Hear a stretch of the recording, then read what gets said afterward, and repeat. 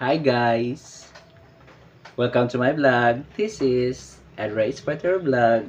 Kung hindi nyo kakilala, ako si Tamboy.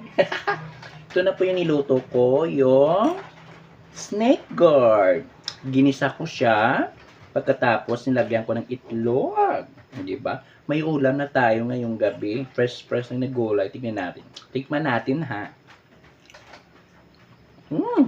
Harap. Di ba?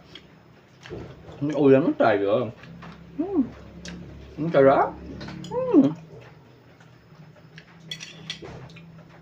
Siya ay isang uri ng gulay na kasama niya yung mga amargoso, yung mga cucumber, tsaka yung mga